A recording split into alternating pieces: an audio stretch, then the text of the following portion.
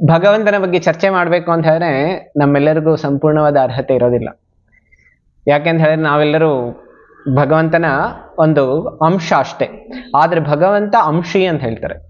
ಅಂದರೆ ಭಗವಂತನ ವೈಭವ್ಯ, ಭಗವಂತನ ಐಶ್ವರ್ಯ, ಭಗವಂತನ ಲೀಲೆ ಅವೆಲ್ಲವೂ ತುಂಬ ಅಗಣಿತವಾಗಿದೆ. ಭಗವಂತನ ಗುಣಗಳು ಮತ್ತು ಅವನ ವಿಶೇಷವಾದಂತಹ ಏನೆಲ್ಲ ಖ್ಯಾತಿ ಇದೆಯಲ್ಲ ಅವೆಲ್ಲ ಅಗಣಿತವಾಗಿದೆ. ಅದಕ್ಕೋಸ್ಕರ ಶಾಸ್ತ್ರದಲ್ಲಿ ಹೇಳ್ತಾರೆ, ಹೇಗೆ ಅನಂತಶೇಷ ಅವನ ಎಷ್ಟು ಹೆಡೆಗಳಿದೆ ಅಂತ ಹೇಳಿದ್ರೆ ಸಾವಿರಾರು ಹೆಡೆಗಳಿದೆ, ಲಕ್ಷಾಂತರ ಹೆಡೆಗಳಿದೆ. ಆ ಎಲ್ಲ ಹೆಡೆಗಳಿಂದ ಅವರು ಭಗವಂತನ ಗುಣಗಾನ ಸೃಷ್ಟಿ ಅನಾದಿ ಕಾಲದಿಂದ ಮಾಡ್ತಾ ಇದ್ದಾರೆ. ಆದರೂ ಭಗವಂತನ ಗುಣಗಾನ ಅವರು ಇನ್ನೂ ತನಕ ಅವರು ಒಂದು ಸ್ವಲ್ಪನೂ ಮುಗಿಸಿಲ್ಲ. ಅಷ್ಟು ಅಗಣಿತವಾಗಿ ಭಗವಂತನ ಗುಣಗಾನ ಮಾಡ್ತಾ ಇದ್ದಾರೆ. ಅದಕ್ಕೋಸ್ಕರ ನಾವು ಆ ಅನಂತಶೇಷನೇ ಸಾಕ್ಷಾತ್ ಬಲರಾಮರ ಅವತಾರ. ಅವರೇ ಸಂಪೂರ್ಣವಾಗಿ ಭಗವಂತನ ಗುಣಗಾನ ಮಾಡೋದಕ್ಕಾಗ್ತಾ ಇಲ್ಲ ಅಂತ ಹೇಳಿದ್ರೆ ಇನ್ನು ನಾವು ಕ್ಷುಲ್ಲಕ ಜೀವಿಗಳು ನಾವೇನು ಭಗವಂತನ ಬಗ್ಗೆ ಸಂಪೂರ್ಣವಾಗಿ ಗುಣಗಾನ ಮಾಡೋದಕ್ಕೆ ಸಾಧ್ಯ ಆಗುತ್ತೆ. ಅದಕ್ಕೋಸ್ಕರ ಭಗವಂತನ ಶ್ರೀ ರಾಧಾ ಮಾಧವ್, ಶ್ರೀ ಗೌರ್ನಿತಾಯ್, ಜಗನ್ನಾಥ್, ಬಲದೇವ್, ಸುಭದ್ರ ಮತ್ತು ಎಲ್ಲ ಆಚಾರ್ಯ ವೃಂದದವರ, ವಿಶೇಷವಾಗಿ ಶ್ರೀಲ ಪ್ರಭುಪಾದರ ಮತ್ತು ಎಲ್ಲ ಹಿರಿಯ ವೈಷ್ಣವರ ಅವರ ಕೃಪೆಯನ್ನು ಯಾಚನೆ ಮಾಡ್ತಾ, ಆಮೇಲೆ ಅವರ ಮುಖಕಮಲದಿಂದ ಏನೆಲ್ಲ ಕೇಳಿದ್ದೀವಿ ಮತ್ತು ಶಾಸ್ತ್ರದಲ್ಲಿ ಏನು ಓದಿದ್ದೀವಿ ಅದೆಲ್ಲವನ್ನು ತಮ್ಮ ಮುಂದೆ ವ್ಯಕ್ತಪಡಿಸೋದಕ್ಕೆ ನಾನು ಇಚ್ಛೆ ಪಡ್ತಾ ಇದ್ದೀನಿ. ತಮ್ಮೆಲ್ಲರಿಗೂ ವಿಶೇಷವಾದಂಥ ಸ್ವಾಗತ.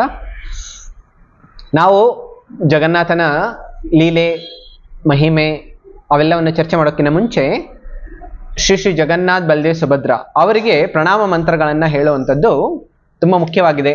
ಅದಕ್ಕೋಸ್ಕರ ನಾವು ಜಗನ್ನಾಥ್, ಬಲದೇವ್, ಸುಭದ್ರ ಮಹಾರಾಣಿ ಅವರಿಗೆ ವಿಶೇಷವಾದಂಥ ಪ್ರಣಾಮ ಮಂತ್ರಗಳನ್ನು ಹೇಳೋಣ.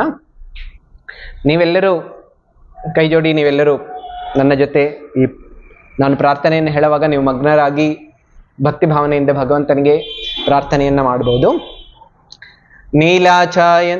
ನೀಲಾಚಲ ನಿವಾಸಾಯ ನಿತ್ಯಾಯ ಪರಮಾತ್ಮನೆ ಬಲಭದ್ರ ಸುಭದ್ರಾಭ್ಯಾಂ ಜಗನ್ನಾಥಾಯ ತೇ ನಮಃ. ಹೇಳ್ತಾ ಇದ್ದಾರೆ, ಆ ಜಗನ್ನಾಥ್, ಬಲದೇವ್, ಸುಭದ್ರ ಇದರಲ್ಲಿ ಪ್ರಮುಖವಾಗಿ ಜಗನ್ನಾಥ್ ಅವರು ನೀಲಾಚಲದಲ್ಲಿ ವಾಸ ಮಾಡ್ತಾ ಇದ್ದಾರೆ. ಆಮೇಲೆ ಆ ಜಗನ್ನಾಥ್ ಎಲ್ಲರ ಹೃದಯಗಳಲ್ಲಿ ಹೇಗಿದ್ದಾರೆ? ಪರಮಾತ್ಮನ ರೂಪದಲ್ಲಿದ್ದಾರೆ. ಆ ನೀಲಾಚಲ ನಿವಾಸಾಯ ಆ ಜಗನ್ನಾಥನಿಗೆ ನಾವು ನಮಸ್ಕಾರ ಮಾಡೋಣ ಅಂತ ಹೇಳಿ.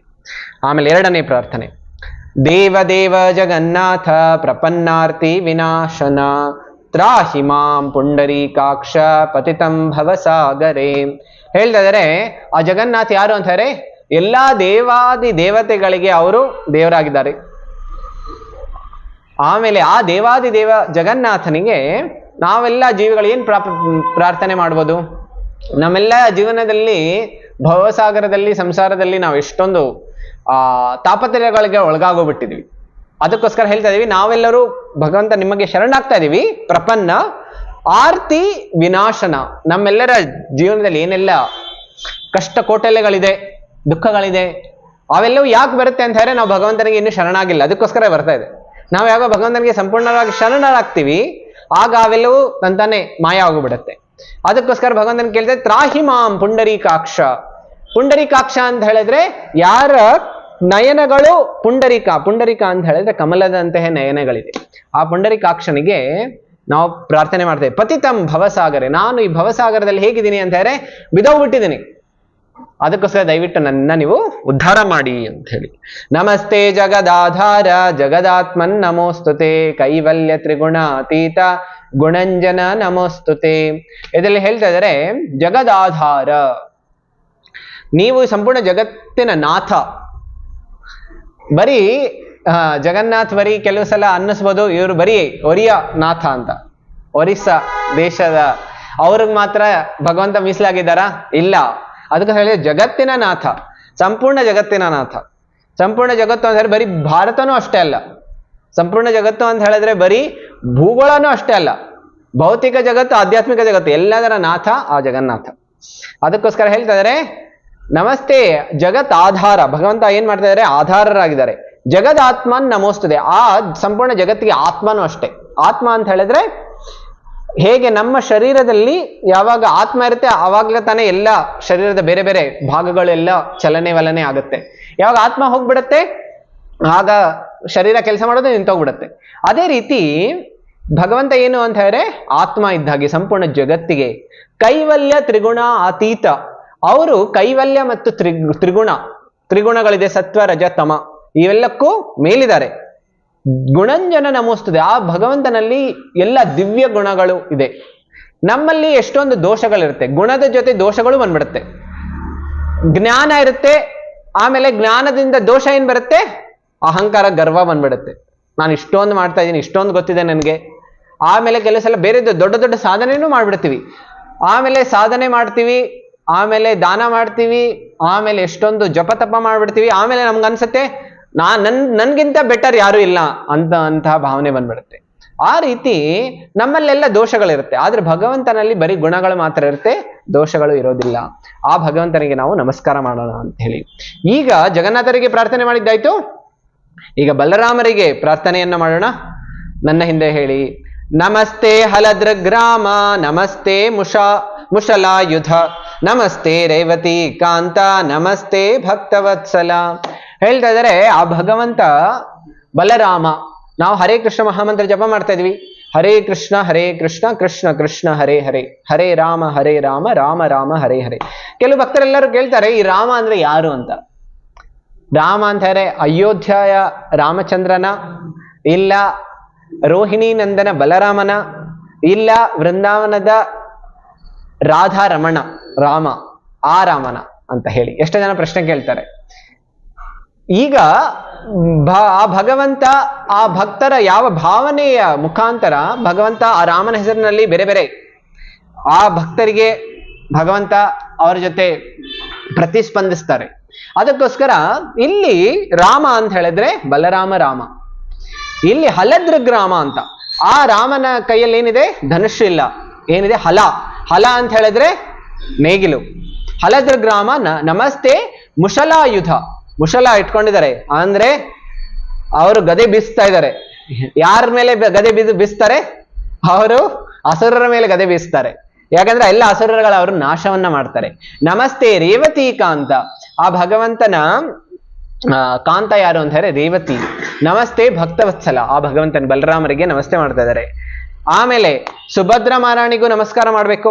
ದೇವಿ ತ್ವಂ ವಿಷ್ಣು ಮಾಯಾಪಿ ಮೋಹಯಂತಿ ಚರಾಚರಂ, ಹೃತ್ ಪದ್ಮಾಸನ ಸಂಸ್ಥಾಸಿ ವಿಷ್ಣು ಭಾವಾನ್ ನಾಸುರಿಣಿ. ಇದರಲ್ಲಿ ಹೇಳ್ತಾ ಇದ್ದಾರೆ ದೇವಿ ತ್ವಂ ವಿಷ್ಣು ಮಾಯಾಪಿ. ಆ ಸುಭದ್ರ ಯಾರು ಅಂತ ಹೇಳಿದ್ರೆ ಸಾಕ್ಷಾತ್ ಯೋಗಮಾಯ. ಆ ಸಾಕ್ಷಾತ್ ಯೋಗಮಾಯ ಭಗವಂತನ ಶಕ್ತಿನೇ, ಆ ವಿಷ್ಣುವಿನ ಮಾಯಾಶಕ್ತಿ. ಆ ಮಾಯಾಶಕ್ತಿ ಆಧ್ಯಾತ್ಮಿಕ ಜಗತ್ತಿನಲ್ಲಿ ಭಗವಂತನ ಲೀಲೆಗಳನ್ನ ಮಾಡೋದಕ್ಕಾಗಿ ಭಕ್ತರ ಕಣ್ಣನ್ನ ಮುಚ್ಚಿಬಿಡ್ತಾಳೆ ಮಾಯಾಶಕ್ತಿಯಿಂದ. ಆದ್ರೆ ಭೌತಿಕ ಜಗತ್ತಿನಲ್ಲಿ ಅದೇ ಮಾಯಾಶಕ್ತಿ ಬಂದಾಗ ಬದ್ಧ ಜೀವಿಗಳಿಗೆ ಕಣ್ಣನ್ನು ಮುಚ್ಚಿಬಿಡ್ತಾಳೆ ಮೋಹದಿಂದ. ಆ ಮೋಹದಿಂದ ಮಹಾಮಾಯೆಯಾಗಿ ಅವಳು ಈ ಜಗತ್ತಿನ ಬೇರೆ ಬೇರೆ ಜೀವಿಗಳಿಗೆ ಅವಳು ತಾಪತ್ರಯಗಳನ್ನ ಕೊಡ್ತಾಳೆ. ಆ ಸುಭದ್ರ ಯಾರು ಈ ಭೌತಿಕ ಜಗತ್ತಿನಲ್ಲಿ ಅಂತ ಹೇಳಿದ್ರೆ ದುರ್ಗಾ. ಆ ಆಧ್ಯಾತ್ಮಿಕ ಜಗತ್ತಿನಲ್ಲಿ ಅವಳು ಯೋಗಮಾಯ. ಆ ಯೋಗಮಾಯ ಹೇಳ್ತಾ ಇದ್ದಾರೆ ಮೋಹಯಂತಿ ಚರ ಅಚರಂ, ಹೃತ್ ಪದ್ಮಾಸನ ಸಂಸ್ಥಾಸಿ ವಿಷ್ಣು ಭಾವಾನುಸಾರಿಣಿ. ನಾವು ಬ್ರಹ್ಮ ಸಂಹಿತೆಯಲ್ಲಿ ಮತ್ತೊಂದು ಶ್ಲೋಕ ಬರುತ್ತೆ, ಸೃಷ್ಟಿ ಸ್ಥಿತಿ ಪ್ರಳಯ ಸಾಧನ ಶಕ್ತಿ ರೇಖ ಇಚ್ಛಾನುರೂಪಂ ಅಪಿಯಸ್ಯ ಜಚೇಷ್ಟತೆ ಸ. ಅದರಲ್ಲಿ ಹೇಳ್ತಾ ಇದ್ದಾರೆ ಆ ಸಂಪೂರ್ಣ ದುರ್ಗಾದೇವಿ ಈ ಮಾಯ ಜಗತ್ತನ್ನ ಹೇಗ್ ನೋಡ್ಕೊಳ್ತಾ ಇದ್ದಾಳೆ ಅಂತ ಹೇಳಿದ್ರೆ ಸೃಷ್ಟಿ ಸ್ಥಿತಿ ಪ್ರಳಯ ಎಲ್ಲವನ್ನೂ ಮಾಡ್ತಾ ಇದ್ದಾಳೆ ಅವಳೊಬ್ಳೆ. ಅವಳು ಹೇಗ್ ಮಾಡ್ತಾ ಇದ್ದಾಳೆ ಅಂತ ಹೇಳಿದ್ರೆ ಇಚ್ಛಾನುರೂಪಂ ಅಪಿಯಸ್ಯ ಚೇಷ್ಟತೆ ಸ. ಇದು ಸಾಕ್ಷಾತ್ ಆ ವಿಷ್ಣು ಏನು ಇಚ್ಛೆ ಪಡ್ತಾ ಇದ್ದಾನೆ ಆ ಇಚ್ಛೆಯ ಪ್ರಕಾರ ಅವಳು ಮಾಡ್ತಾ ಇದ್ದಾಳೆ. ಛಾಯೈವ ಯಸ್ಯ ಬಿಭರ್ತಿ ದುರ್ಗಾ ಹೇಳ್ತಾರೆ ಛಾಯೆಯ ರೂಪದಲ್ಲಿ. ಈಗ ನೆರಳು ಮುಂದೆ ನೆರಳು ಏನಾದ್ರು ಚಲನೆ ಆಗ್ತಾ ಇದೆ ಅಂತ ಹೇಳಿದ್ರೆ ಆ ವ್ಯಕ್ತಿ ಚಲನೆ ಆಗ್ತಾ ಇದ್ದಾನೆ ಅಂತ.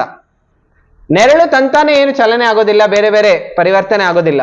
ಹೇಗೆ ಯಾವಾಗ ಆ ವ್ಯಕ್ತಿ ಚಲನೆ ಆಗ್ತಾನೆ ಅದರ ಮುಖಾಂತರ ಆ ನೆರಳು ಚಲನೆ ಆಗುತ್ತೆ. ಅದೇ ರೀತಿ ವಿಷ್ಣು ಭಾವಾನುಸಾರಿಣಿ ಅಂತ ಹೇಳ್ತಾ ಇದ್ದಾರೆ. ಆಮೇಲೆ ಸುದರ್ಶನರಿಗೂ ನಾವು ಪ್ರಣಾಮವನ್ನು ಮಾಡೋಣ. ಸುದರ್ಶನ ಮಹಾಜ್ವಾಲ ಕೋಟಿ ಸೂರ್ಯ ಸಮಪ್ರಭ, ಅಜ್ಞಾನಾಂಧಸ್ಯ ಮೇ ನಿತ್ಯಂ ವಿಷ್ಣೋರ್ಮಾರ್ಗಂ ಪ್ರದರ್ಶಯ. ಇದರಲ್ಲಿ ಸುದರ್ಶನ ಚಕ್ರಕ್ಕೆ ಯಾಕೆ ಅಂತ ಹೇಳಿದ್ರೆ ಜಗನ್ನಾಥ್ ಬಲದೇವ್ ಸುಭದ್ರ ಮತ್ತೆ ಅವರ ಜೊತೆಯಲ್ಲಿ ಸುದರ್ಶನ ಚಕ್ರನೂ ಇದೆ. ಆ ಸುದರ್ಶನ ಚಕ್ರದಲ್ಲಿ ಭಗವಂತ ಚಕ್ರದ ರೂಪದಲ್ಲಿ ಇಲ್ಲ. ಸುದರ್ಶನ ಚಕ್ರದಲ್ಲಿ ಇಲ್ಲಿ ಹೇಗೆ ಒಂದು ಕಂಬದ ತರ ಸುದರ್ಶನ ಇದ್ದಾರೆ. ಅದಕ್ಕೆ ಏನು ಅಂತ ಹೇಳಿದ್ರೆ ಅದರ ಹಿಂದೆ ಮತ್ತೊಂದು ದೊಡ್ಡ ಇತಿಹಾಸ ಇದೆ. ಆದ್ರೆ ಸುದರ್ಶನ ಚಕ್ರನು ತುಂಬಾ ಪ್ರಬಲವಾದಂತಹ ಅಸ್ತ್ರ ಭಗವಂತನದ್ದು. ಭಗವಂತ ಯಾರನ್ನಾದ್ರೂ ಅಸುರರನ್ನ ಕೊಲ್ಲಬೇಕು ಅಂತ ಹೇಳಿದ್ರೆ ತಕ್ಷಣ ಸುದರ್ಶನ ಚಕ್ರ ಕರೀತಾರೆ. ಆ ಸುದರ್ಶನ ಮಹಾಜ್ವಾಲ, ಕೋಟಿ ಸೂರ್ಯ ಸಮಪ್ರಭ. ಆ ಸುದರ್ಶನನ ಜ್ವಾಲೆ ಪ್ರತಿಭೆ ಎಷ್ಟಿದೆ ಅಂತ ಹೇಳಿದ್ರೆ ಕೋಟಿ ಸೂರ್ಯರು ಒಮ್ಮೆ ಅವರು ಪ್ರದರ್ಶನ ಆಗ್ತಾ ಇದ್ರೆ ಎಷ್ಟು ಪ್ರಕಾಶ ಬರುತ್ತೆ, ಅಷ್ಟೊಂದು ಜ್ವಾಲೆ ಸುದರ್ಶನದಿಂದ ಬರ್ತಾ ಇದೆ. ಅಜ್ಞಾನಂದಸ್ಯ ಮೇ ನಿತ್ಯಂ. ನಮ್ಮ ಎಲ್ಲ ಮತಿಗಳಲ್ಲಿ ಅಜ್ಞಾನ ಇದೆ, ಅದೆಲ್ಲವನ್ನು ದೂರ ಮಾಡಿ ವಿಷ್ಣೋರ್ ಮಾರ್ಗಂ ಪ್ರದರ್ಶಯ ಕೇಳ್ತಾ ಇದ್ದಾರೆ, ಆ ವೈಕುಂಠದ ದಾರಿಯನ್ನ ತೋರಿಸು ಅಂತ ಹೇಳಿ. ಈ ರೀತಿ ಸುದರ್ಶನರಿಗೆ ಪ್ರಣಾಮವನ್ನ ಮಾಡ್ತಾ ನಾವೀಗ ಭಗವಂತನ ಜಗನ್ನಾಥ್, ಬಲದೇವ್, ಸುಭದ್ರ ಅವರೆಲ್ಲರ ಮಹಿಮೆ, ಅವರು ಯಾಕೆ ಆ ವಿಶೇಷ ಅವತಾರದಲ್ಲಿದ್ದಾರೆ, ಆಮೇಲೆ ಅದರ ಹಿಂದೆ ಏನೆಲ್ಲ ಕಥೆ, ಅದೆಲ್ಲವನ್ನು ನಾವು ಈಗ ಚರ್ಚೆಯನ್ನ ಮಾಡೋಣ. ಇದಕ್ಕಿಂತ ಮುಂಚೆ ಎಷ್ಟೋ ಬಾರಿ ಜಗನ್ನಾಥನ ವಿಶೇಷತೆ ಏನು, ಜಗನ್ನಾಥ್, ಬಲದೇವ್, ಸುಭದ್ರ ಅವರ ವಿಶೇಷತೆ ಏನು ಅಂತ ಹೇಳಿ ಸ್ವಲ್ಪ ಚರ್ಚೆ ಮಾಡಿಬಿಟ್ಟು ಆಮೇಲೆ ಯಾಕೆ ಆ ಭಗವಂತನಿಗೆ ವಿಶೇಷವಾದಂತಹ ಆ ಅವತಾರ ಇದೆ, ರೂಪ ಇದೆ, ಅದನ್ನು ಚರ್ಚೆ ಮಾಡೋಣ. ಸಾಮಾನ್ಯವಾಗಿ ನಾವು ಯಾವ್ದಾದ್ರು ಮಂದಿರ ನೋಡ್ತೀವಲ್ಲ, ಆ ಮಂದಿರದಲ್ಲಿ ಯಾವ್ದಾದ್ರು ಉತ್ಸವವನ್ನ ಕರ್ಕೊಂಡು ಹೋಗ್ತಾರಲ್ಲ, ಆ ಉತ್ಸವವನ್ನ ಕರ್ಕೊಂಡು ಹೋಗುವಾಗ ಮೂಲ ವಿಗ್ರಹವನ್ನ ತಗೊಂಡು ಹೋಗೋದಿಲ್ಲ, ಉತ್ಸವ ವಿಗ್ರಹ ಅನ್ನೋಂಥದ್ದು ಇರುತ್ತೆ. ಆ ಮೂಲ ವಿಗ್ರಹ ಮಂದಿರದಲ್ಲೇ ಇರುತ್ತೆ, ಅದು ಯಾವಾಗ್ಲೂ ಅಲ್ಗಾಡ್ಸೋದಿಲ್ಲ. ಒಂದು ಸಲ ಅದು ಪ್ರಾಣ ಪ್ರತಿಷ್ಠಾಪನೆ ಆಗೋಗ್ಬಿಟ್ಟು ಅಂತ ಹೇಳಿದ್ರೆ ಅದನ್ನ ಮತ್ತೊಂದು ಬಾರಿ ಅದನ್ನ ಅಲ್ಗಾಡ್ಸೋದಿಲ್ಲ. ಸೊ ಆ ರೀತಿ ಸಾಮಾನ್ಯವಾಗಿ ಯಾವುದೇ ಮಂದಿರಗಳಲ್ಲಿ ಈ ಮೂಲ ವಿಗ್ರಹವನ್ನ ಅವರು ಅಲ್ಗಾಡ್ಸೋದಿಲ್ಲ, ಆಮೇಲೆ ಆಚರಣೆ ತಗೊಂಡು ಹೋಗುವಂಥ ಪ್ರಶ್ನೆನೇ ಇಲ್ಲ. ಆದರೆ ಸಂಪೂರ್ಣ ಪ್ರಪಂಚದಲ್ಲಿ ಒಂದೇ ಒಂದು ಮಂದಿರ ಇದೆ, ಅದು ಅಂತ ಹೇಳಿದ್ರೆ ಜಗನ್ನಾಥಪುರಿ ಮಂದಿರ. ಆ ಮಂದಿರದಲ್ಲಿ ಮಾತ್ರ ಸ್ವಯಂ ಮೂಲ ವಿಗ್ರಹವೇ ಆಚೆ ಬರುತ್ತೆ.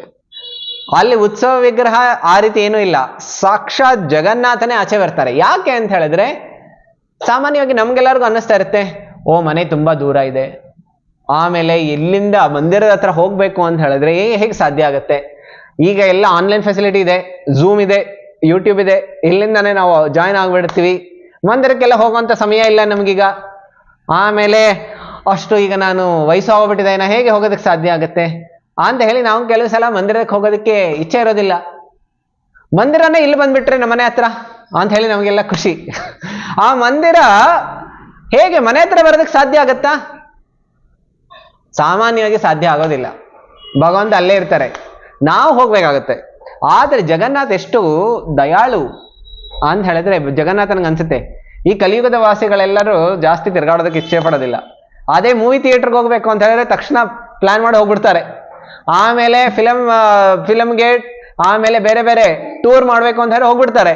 ಆದ್ರೆ ಮಂದಿರಕ್ಕೆ ಬನ್ನಿ ಅಂದ್ರೆ ಬರೋದಿಲ್ಲ. ಅದಕ್ಕೋಸ್ಕರ ಭಗವಂತ ಏನ್ ಮಾಡ್ತಾರೆ, ನಾನೇ ಹೋಗ್ತೀನಿ ಅವರನ್ನ ಭೇಟಿ ಮಾಡೋದಕ್ಕೆ, ನಾನೇ ಹೋಗಿ ದರ್ಶನ ಕೊಡ್ತೀನಿ.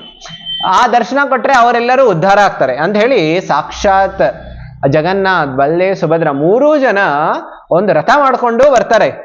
ತುಂಬಾ ವಿಜೃಂಭಣೆಯಿಂದ ಬರ್ತಾರೆ. ಲಕ್ಷಾಂತರ ಜನರು ಎಲ್ಲರೂ ಬರ್ತಾರೆ ಆ ಭಗವಂತನ ದರ್ಶನ ಮಾಡೋದಕ್ಕೆ. ವಿಶೇಷವಾಗಿ ರಥದ ಮೇಲೆ ಕೂತ್ಕೊಂಡಿರುವಾಗ ಭಗವಂತ ತುಂಬಾ ಕರುಣಾಳು, ದಯಾಳು ಆಗಿದ್ದಾರೆ. ಅದಕ್ಕೋಸ್ಕರ ಆ ರೀತಿ ಬರ್ತಾರೆ. ಇದು ಒಂದು ವಿಶೇಷವಾಗಿದೆ. ಅದಷ್ಟೇ ಅಲ್ಲ, ಸಾಮಾನ್ಯವಾಗಿ ಯಾವುದೇ ಮಂದಿರದಲ್ಲಿ ನಾವೇನಾದ್ರೂ ಹೋದ್ರೆ ನಮ್ಗೆ ಯಾವಾಗ್ಲೂ ಗರ್ಭಗುಡಿ ಒಳಗಡೆ ಬಿಡೋದಿಲ್ಲ. ಯಾಕೆ ಅಂತ ಹೇಳಿದ್ರೆ ಎಷ್ಟೊಂದು ಮಡಿ ಇರುತ್ತೆ, ಆಮೇಲೆ ಎಷ್ಟೊಂದು ನಿಯಮಗಳನ್ನ ಪಾಲನೆ ಮಾಡಬೇಕು ಅಂತ ಹೇಳ್ತಾ ಇರ್ತಾರೆ. ಯಾರನ್ನು ಆಮೇಲೆ ಪೂಜೆ ಮಾಡೋದಕ್ಕೂ ಅಷ್ಟೇ, ನಾವೇನಾದ್ರು ಹೂವು ಕೊಟ್ಟರು ತಕ್ಷಣ ನಾವು ಭಗವಂತನ ಚರಣ ಕಮಲಗಳಿಗೆ ಹಾಕೋದಕ್ಕಾಗೋದಿಲ್ಲ. ಅದನ್ನೆಲ್ಲ ಶುದ್ಧೀಕರಣ ಎಲ್ಲ ಮಾಡಿ ಹಾಕ್ಬೇಕಾಗತ್ತೆ. ಭಗವಂತನ ಪೂಜೆ ಮಾಡ್ಬೇಕು ಅಂತ ಹೇಳಿದ್ರೆ ಆಚಮನ, ಶುದ್ಧೀಕರಣ ಏನೇನೋ ಇದೆ. ಆಮೇಲೆ ಪೂಜೆ ಮಾಡ್ಬೇಕು ಅಂತ ಹೇಳಿದ್ರೆ ಬರೀ ಬ್ರಾಹ್ಮಣರು ಪೂಜೆ ಮಾಡ್ತಾರೆ. ಈಗ ಸಾಮಾನ್ಯವಾದ ಜನರು ಆ ರೀತಿ ಭಗವಂತನ ಪೂಜೆ ಮಾಡೋದಕ್ಕಾಗೋದಿಲ್ಲ. ಅದಕ್ಕೋಸ್ಕರ ಆ ಭಗವಂತ ಏನ್ ಮಾಡ್ತಾರೆ ಅಂತ ಹೇಳಿದ್ರೆ, ವರ್ಷದಲ್ಲಿ 15 ದಿನ, ಈಗ 3-4 ದಿನ ಹಿಂದೆ ಪ್ರಾರಂಭ ಆಗಿದೆ, ಆ ಹೆಸರು ಸ್ನಾನ ಪೂರ್ಣಿಮಾ ಅಂತ. ಸ್ನಾನ ಪೂರ್ಣಿಮಾ ಅಂತ ಹೇಳಿದ್ರೆ ಜ್ಯೇಷ್ಠ ಮಾಸದ ಶುಕ್ಲ ಪಕ್ಷದ ಪೂರ್ಣಿಮಾ. ಆ ಪೂರ್ಣಿಮೆಯ ದಿನ ಅದು ಜಗನ್ನಾಥನ ಬರ್ತ್ಡೇ ಇದ್ದ ಹಾಗೆ, ಹುಟ್ಟಿದ ಹಬ್ಬ ಇದ್ದ ಹಾಗೆ. ಸೊ ಆ ದಿನ ಭಗವಂತನನ್ನ ವಿಗ್ರಹಗಳನ್ನ ವೇದಿಕೆಯಲ್ಲಿ ತಗೊಂಡ್ಬರ್ತಾರೆ. ಆಮೇಲೆ ಆ ಜಗನ್ನಾಥ್, ಬಲದೇವ್, ಸುಭದ್ರ ಅವರೆಲ್ಲರ ಅಭಿಷೇಕ ಆಗುತ್ತೆ. ಆ ಅಭಿಷೇಕದಲ್ಲಿ ಭಗವಂತನಿಗೆ ಎಷ್ಟೊಂದು ಎಲ್ಲಾ ರೀತಿಯ ವಿವಿಧವಾದಂತಹ ಇದರಿಂದ ಅವ್ರಿಗೆ ಅಭಿಷೇಕ ಮಾಡ್ತಾರೆ. ಅಭಿಷೇಕ ಮಾಡಿದ್ಮೇಲೆ ಭಗವಂತನಿಗೆ ಜ್ವರ ಬಂದ್ಬಿಡುತ್ತೆ. 15 ದಿನ ಭಗವಂತನಿಗೆ ಜ್ವರ ಇರುತ್ತೆ. ಆ 15ನೇ ದಿನ ಆಮೇಲೆ ಭಗವಂತ ರಥಯಾತ್ರೆ ಮಾಡ್ಬೇಕು ಅಂತ ಹೇಳ್ತಾರೆ. ಅದಕ್ಕೆ ಅದಾದ್ಮೇಲೆ ರಥಯಾತ್ರೆ ಪ್ರಾರಂಭ ಆಗುತ್ತೆ. ಆದ್ರೆ ಈ ಜ್ವರ ಬಂದಾಗ ಭಗವಂತ ಯಾರಿಗೂ ದರ್ಶನ ಕೊಡೋದಿಲ್ಲ. ಅವ್ರ ಮಂದಿರದಲ್ಲಿ ಒಳಗಡೆ ಇರ್ತಾರೆ. ಬಾಗಲು ಆ 15 ದಿನ ಯಾರಿಗೂ ದರ್ಶನ ಇಲ್ಲ ಜಗನ್ನಾಥಪುರಿನಲ್ಲಿ. ಆ 15 ದಿನ ಭಗವಂತನಿಗೆ ಜ್ವರ ಬಂದಿರುತ್ತೆ. ಎಷ್ಟೋ ಬಾರಿ ಜನ ಎಲ್ಲ ಪ್ರಶ್ನೆ ಮಾಡ್ತಾರೆ, ನಮಗೆಲ್ಲ ಜ್ವರ ಬರುತ್ತೆ, ಯಾಕೆಂದ್ರೆ ನಮ್ದೆಲ್ಲ ಭೌತಿಕ ಶರೀರ. ಆದ್ರೆ ಭಗವಂತನಿಗೆ ಹೇಗೆ ಜ್ವರ ಬರುತ್ತೆ? ಯಾಕೆ ಭಗವಂತನಿಗೆ ಜ್ವರ ಬರಬೇಕು? ಭಗವಂತನದು ದಿವ್ಯ ಶರೀರ. ಭಗವಂತನಿಗೆ ಯಾಕೆ ಜ್ವರ ಬರುತ್ತೆ ಅಂತ ಹೇಳಿದ್ರೆ ಭಕ್ತರ ಜೊತೆ ಲೀಲೆ ಮಾಡೋದಕ್ಕೋಸ್ಕರ. ಮತ್ತೇನ್ ಕಾರಣ ಇಲ್ಲ. ಆ ದಿವ್ಯ ಶರೀರಕ್ಕೆ ಏನು ತೊಂದರೆ ಆಗೋದೇ ಇಲ್ಲ. ಸೊ ಆ ರೀತಿ ಭಗವಂತನಿಗೆ ಅನ್ಸುತ್ತೆ, ನಾನು ಭಕ್ತರ ಜೊತೆ ಏನಾದ್ರು ಲೀಲೆ ಮಾಡ್ಬೇಕು. ಇಲ್ಲ ಅಂತ ಹೇಳಿದ್ರೆ ನಾ ಸುಮ್ಮನೆ ಕೂತ್ಕೊಂಡು ಏನ್ ಮಾಡ್ಲಿ ಆಧ್ಯಾತ್ಮಿಕ ಜಗತ್ತಿನಲ್ಲಿ. ಅದಕ್ಕೋಸ್ಕರ ಭಗವಂತ ಲೀಲೆ ಮಾಡೋದಕ್ಕೋಸ್ಕರ ಅವರ ಭಕ್ತಾದಿಗಳು, ವಿಶೇಷವಾಗಿ ಶಬರರು ಈ ಚತುರ್ವರ್ಣದಲ್ಲಿ ಬರೋದೇ ಇಲ್ಲ.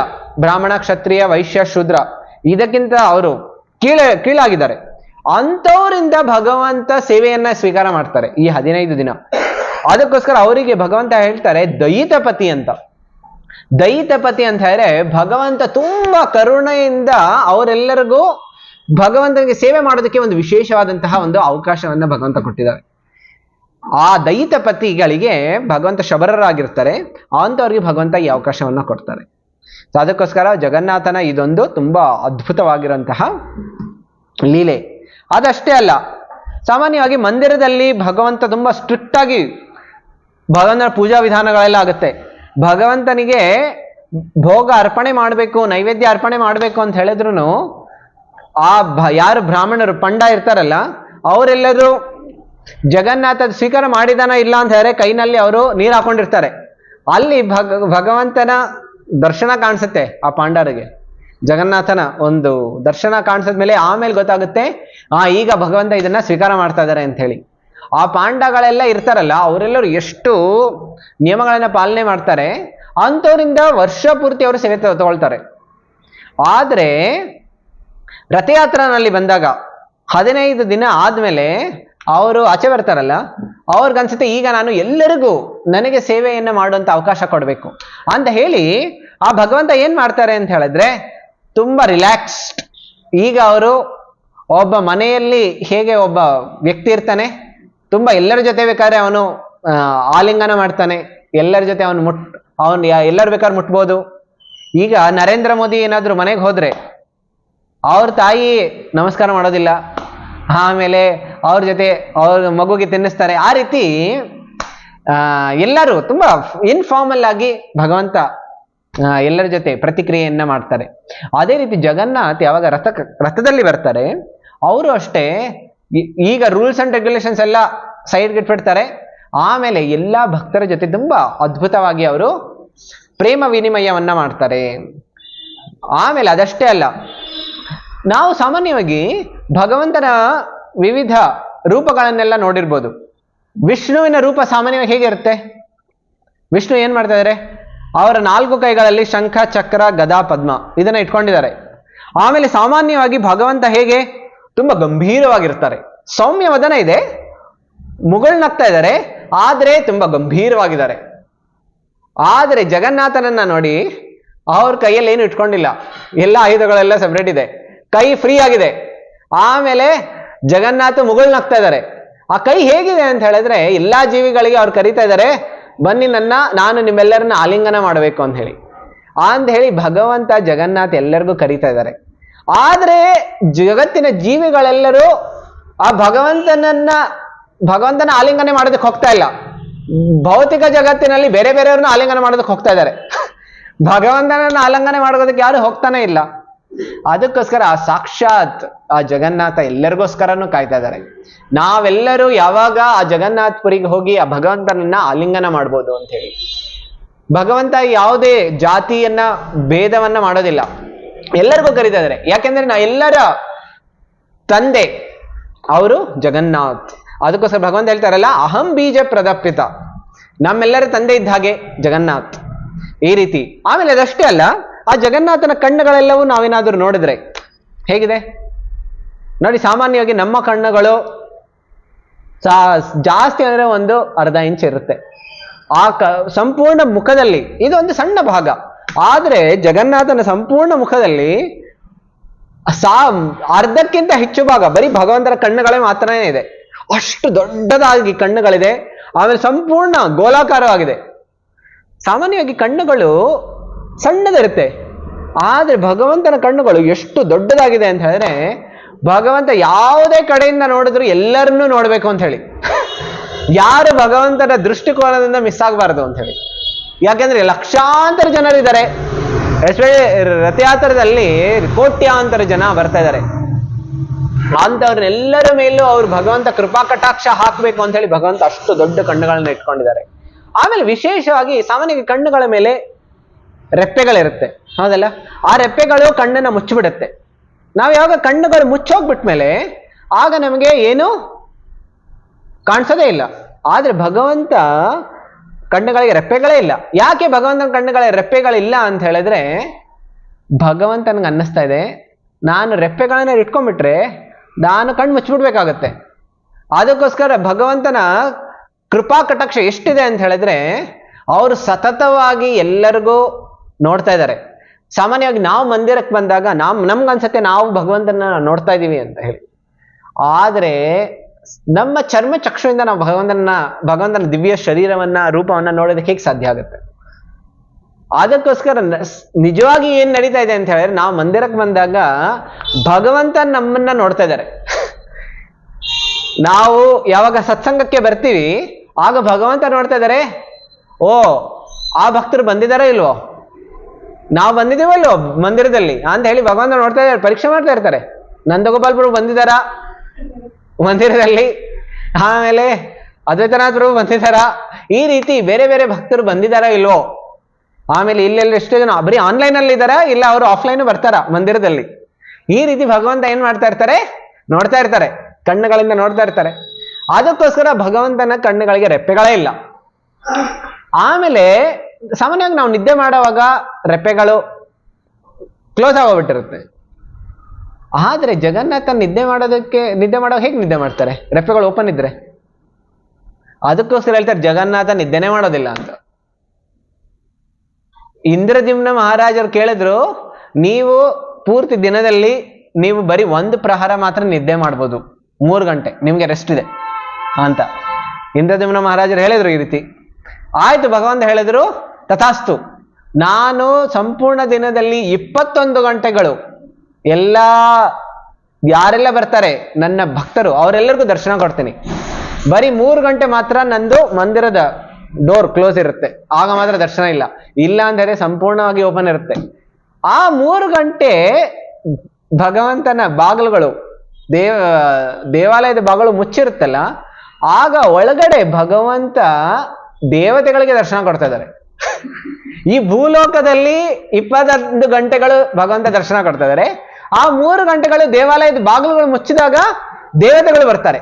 ಅವರೆಲ್ಲರಿಗೂ ಅನ್ನಿಸ್ತಾ ಇರುತ್ತೆ, ಈಗ ನಾವು ಆ ಭಗವಂತನಿಗೆ ಆರಾಧನೆ ಮಾಡಬೇಕು. ಅದಕ್ಕೋಸ್ಕರ ಆ ಎಲ್ಲಾ ದೇವತೆಗಳು ಬರ್ತಾರೆ, ಆ ಭಗವಂತನನ್ನ ವಿಶೇಷವಾದಂತಹ ದರ್ಶನ ಮಾಡ್ತಾರೆ, ಭಗವಂತನಿಗೆ ರಿಪೋರ್ಟ್ ಕೊಡ್ತಾರೆ. ಯಾಕಂದ್ರೆ ಜಗನ್ನಾಥ ಅಲ್ಲ, ಏನೆಲ್ಲ ನಡೀತಾ ಇದೆ ಜಗತ್ತಿನಲ್ಲಿ, ಹೇಗೆಲ್ಲ ನಮ್ಮ ಸೇವೆಗಳು ನಡೀತಾ ಇದೆ. ಭಗವಂತ ಕೇಳ್ತಾರೆ, ಯಮರಾಜರು ಏನಾಯ್ತು, ಪನಿಷ್ಮೆಂಟ್ ಕೊಟ್ಟಿದ್ದಾರೆ ಇಷ್ಟು ಜನರಿಗೆ, ಯಾರೆಲ್ಲ ಹರೇ ಕೃಷ್ಣ ಮಹಾಮಂತ್ರ ಜಪ ಮಾಡ್ತಾ ಇಲ್ಲ ಅವ್ರಿಗೆಲ್ಲರಿಗೂ ಪನಿಷ್ಮೆಂಟ್ ಕೊಡ್ತಾ ಇದ್ರೆ ಇಲ್ವೋ, ಆ ರೀತಿ. ಆಮೇಲೆ ಮಳೆ ಸರಿಯಾಗಿ ಬರ್ತಾ ಇದೆಯಾ, ಸೂರ್ಯ ಸರಿಯಾದ ಸಮಯಕ್ಕೆ ಉದಯ ಆಗ್ತಾ ಇದ್ದಾರ, ಈ ರೀತಿ ಭಗವಂತ ಎಲ್ಲರಿಂದ ರಿಪೋರ್ಟ್ ತಗೊಳ್ತಾರೆ. ಈ ರೀತಿಯಾಗಿ ಭಗವಂತನ ವಿಶೇಷವಾದಂಥ ಕರುಣೆ ಇದೆ.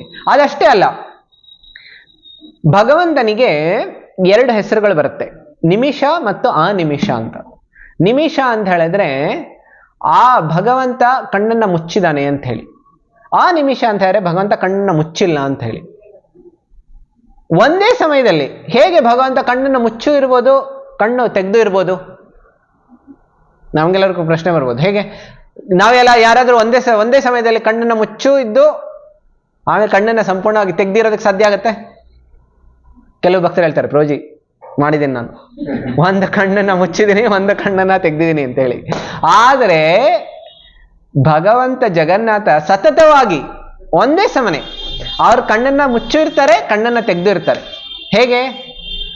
ಯಾವಾಗ ಭಗವಂತನ ಭಕ್ತರು ವಿಶೇಷವಾಗಿ ಭಕ್ತಿಯ ಕಾರ್ಯಗಳನ್ನ ಮಾಡ್ತಾರೆ, ಯಾವಾಗ ಜಪವನ್ನ ಮಾಡ್ತಾ ಇರ್ತಾರೆ, ಭಕ್ತರ ಸಂಘ ಮಾಡ್ತಾ ಇರ್ತಾರೆ, ಯಾವಾಗ ಅವರು ಪ್ರಭುಪಾದರ ಪುಸ್ತಕಗಳನ್ನ ಓದ್ತಾ ಇರ್ತಾರೆ, ಯಾವಾಗ ಅವರು ಭಗವಂತನ ಸೇವೆಯನ್ನ ಮಾಡ್ತಾ ಇರ್ತಾರೆ, ಆಗ ಭಗವಂತ ಕಣ್ಣು ಬಿಟ್ಟು ನೋಡ್ತಾರೆ. ಇಲ್ಲಿ ರಿಸಿಪ್ಟ್ಸ್ ಬರೀತಾ ಇದ್ದಾರೆ ಕೆಲವರು, ಅಕೌಂಟ್ಸು, ಮತ್ತೆ ಕೆಲವರು ಕುಕಿಂಗ್ ಮಾಡ್ತಾ ಇರ್ತಾರೆ, ಮತ್ತೆ ಕೆಲವರು ಭಗವಂತನಿಗೆ ಭೋಗ ಅರ್ಪಣೆ ಮಾಡ್ತಾ ಇದ್ದಾರೆ. ಇದನ್ನೆಲ್ಲ ಭಗವಂತ ನೋಡುವಾಗ ಕಣ್ಣು ಬಿಟ್ಟು ನೋಡ್ತಾರೆ.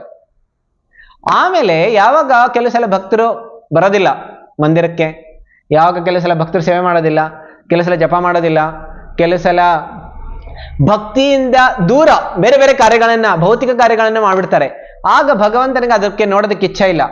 ಯಾಕೆಂದ್ರೆ ನನ್ನ ಭಕ್ತರು ಈಗ ಅವರು ಬೇರೆ ಕಾರ್ಯಗಳನ್ನ ಮಾಡ್ತಾ ಇದ್ದಾರೆ, ಇವರು ನನಗೆ ಈಗ ಒಳ್ಳೆ ಕಾರ್ಯಗಳನ್ನ ಮಾಡ್ತಾ ಇಲ್ಲ, ಭೌತಿಕ ಕಾರ್ಯಗಳಲ್ಲಿ ತೊಡಗ್ಬಿಟ್ಟಿದ್ದಾರೆ, ಅದಕ್ಕೋಸ್ಕರ ಭಗವಂತನಿಗೆ ಅದು ನೋಡೋದಕ್ಕೆ ಇಷ್ಟ ಇಲ್ಲ. ಆಗ ಭಗವಂತ ಅವ್ರ ಕಣ್ಣುಗಳನ್ನ ಮುಚ್ಚಿಬಿಡ್ತಾರೆ.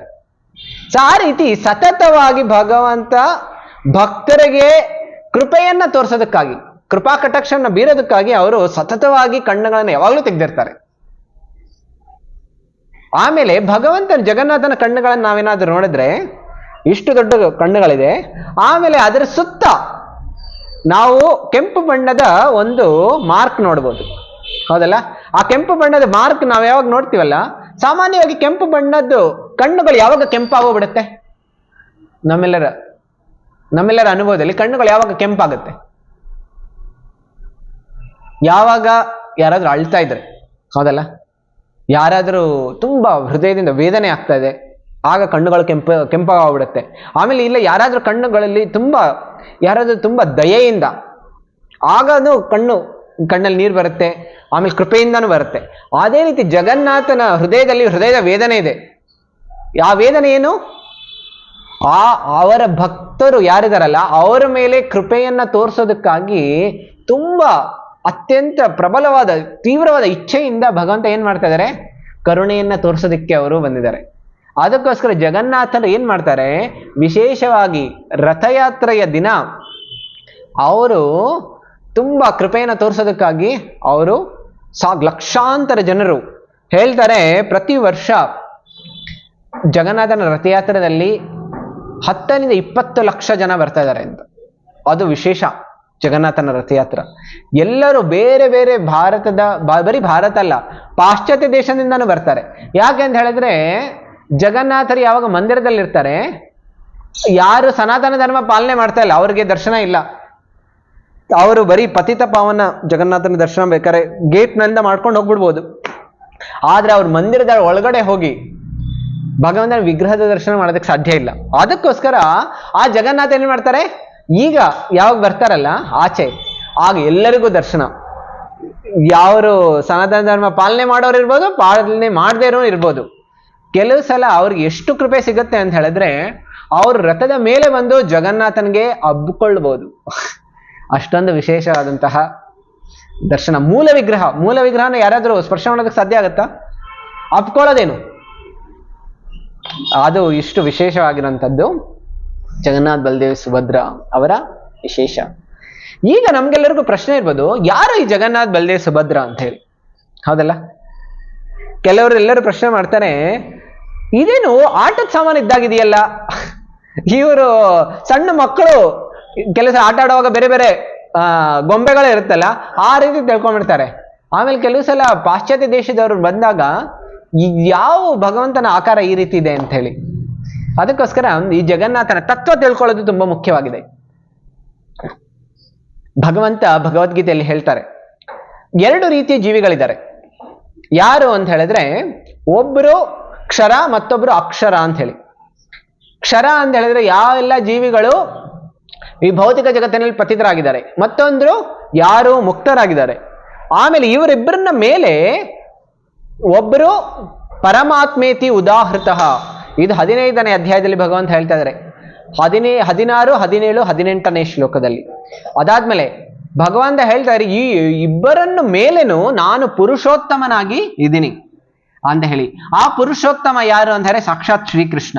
ಆ ಶ್ರೀಕೃಷ್ಣನೇ ಈ ಜಗತ್ತಿನಲ್ಲಿ ಅವ್ರು ಯಾವಾಗ ಬರ್ತಾರೆ, ಅವರು ವಿಶೇಷವಾಗಿ ಕಲಿಯುಗದಲ್ಲಿ ಬಂದಾಗ ಅವರು ಒಂದು ಮರದ ರೂಪದಲ್ಲಿ ಬಂದಾಗ ದಾರು ಬ್ರಹ್ಮ ಅಂತ ಹೇಳಿ ಈ ರೂಪದಲ್ಲಿ ಬರ್ತಾರೆ. ಅವ್ರು ಯಾರು ಅಂದರೆ ಸಾಕ್ಷಾತ್ ಶ್ರೀಕೃಷ್ಣ. ಈ ಶ್ರೀಕೃಷ್ಣನ ಅವತಾರ ಯಾಕೆ ಹೀಗಾಯ್ತು ಅದನ್ನ ಹೇಳಿ ನಮ್ಗೆಲ್ರಿಗೂ ಪ್ರಶ್ನೆ ಇರ್ಬೋದು. ಇದಕ್ಕೆ ಉತ್ತರ ನಮಗೆ ಸಿಗುತ್ತೆ ನೋಡಿ. ಇದರಲ್ಲಿ ಭಗವಂತ ಹೇಳ್ತಾ ಇದ್ದಾರೆ, ಪುರುಷೋತ್ತಮಾಖ್ಯಾಂ ಸಂಹತ್ ಕ್ಷೇತ್ರಂ ಪರಮ ಪಾವನಂ ಯತ್ರ ಅಸ್ತೆ ದಾರವತನುಹು ಶ್ರೀಶೋ ಮಾನುಷ ಲೀಲೆಯಾ. ಇದರಲ್ಲಿ ಹೇಳ್ತಾರೆ ಆ ಭಗವಂತ ಈ ಜಗತ್ತಿನಲ್ಲಿ ಬಂದಾಗ ಹೇಗೆ ಬಂದಿದ್ದಾರೆ ಅಂತ ಹೇಳಿದ್ರೆ ಮನುಷ್ಯನ ರೂಪದಲ್ಲಿ ಬಂದು ಬೇರೆ ಬೇರೆ ಲೀಲೆಗಳನ್ನ ಮಾಡಿದ್ರು. ಆದ್ರೆ ಕಲಿಯುಗದಲ್ಲಿ ಬಂದು ಹೇಗೆ ಬಂದಿದ್ದಾರೆ, ದಾರವತನುಹು ಅಂತ ಹೇಳಿದ್ರೆ ದಾರು ಬ್ರಹ್ಮ. ದಾರು ಬ್ರಹ್ಮ ಅಂತ ಹೇಳಿದ್ರೆ ವುಡನ್ ಫಾರ್ಮ್, ಒಂದು ಮರದ ರೂಪದಲ್ಲಿ ಬಂದಿದ್ದಾರೆ. ಆ ರೂಪದಲ್ಲಿ ಬಂದು ಭಗವಂತ ವಿಶೇಷವಾದಂತಹ ದರ್ಶನ ಕೊಡ್ತಾ ಇದ್ದಾರೆ. ಆ ರೀತಿ ಅಷ್ಟೇ ಅಲ್ಲ, ಬೇರೆ ಎಷ್ಟೊಂದು ಶಾಸ್ತ್ರಗಳಲ್ಲಿ ಆ ಭಗವಂತನ ವಿಶೇಷವಾದಂತಹ ಉಲ್ಲೇಖ ಇದೆ. ಈಗ ಈ ದಾರು ಬ್ರಹ್ಮ ಇದರ ವಿಶೇಷತೆ ಏನು ಅಂತ ಹೇಳಿದ್ರೆ ಖಂಡನಾತ್ ಸರ್ವ ದುಃಖಾನಾಂ ಅಖಂಡರಾನಂದ ದಾನತಃ ಸ್ವಭಾವಾತ್ ದಾರು ರೇಷೋ ಹಿ ಪರಂ ಬ್ರಹ್ಮ ಅಭಿಧೀಯತೆ. ಇದರಲ್ಲಿ ಹೇಳ್ತಾ ಇದ್ದಾರೆ ಆ ಭಗವಂತ ದಾರು ಬ್ರಹ್ಮ ಏನ್ ಮಾಡ್ತಾ ಇದ್ದಾರೆ ಅಂತ ಹೇಳಿದ್ರೆ ಎಲ್ಲಾ ಹೃದಯಗಳಲ್ಲಿ ಏನೆಲ್ಲ ತಾಪತ್ರಯಗಳಿದೆ, ಎಲ್ಲ ದುಃಖಗಳಿದೆ, ಅದೆಲ್ಲವನ್ನು ಖಂಡನೆಯನ್ನ ಮಾಡ್ತಾರೆ ಅಂತ ಹೇಳಿದ್ರೆ ಅವೆಲ್ಲವನ್ನು ತುಂಡು ತುಂಡಾಗಿ ಮಾಡಿ ಎಲ್ಲವನ್ನು ಅವರು ನಾಶ ಮಾಡಿಬಿಡ್ತಾರೆ. ಖಂಡನಾತ್ ಸರ್ವ ದುಃಖಾನ, ಇದು ಒಂದು ಅರ್ಥ ದಾ ಅಂತ ಹೇಳಿದ್ರೆ.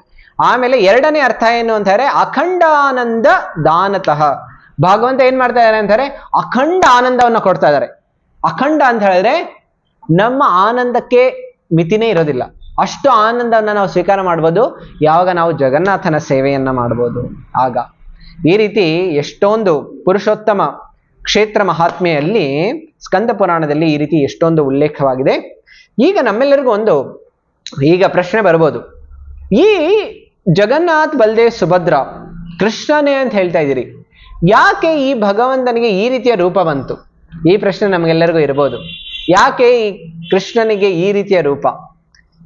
ಅದಕ್ಕೆ ಕಾರಣ, ಒಂದು ದಿನ ದ್ವಾರಕೆಯಲ್ಲಿ ಆ ಭಗವಂತ ಕೃಷ್ಣ ದ್ವಾರಕೆಯಲ್ಲಿ ಇದ್ದಾಗ ಅವರಿಗೆ ಸಾಕಷ್ಟು ರಾಣಿಯರು, 16,108 ರಾಣಿಯರು ಆ ಭಗವಂತನಿಗೆ ಸೇವೆಯನ್ನ ಮಾಡ್ತಾ ಇದ್ರು.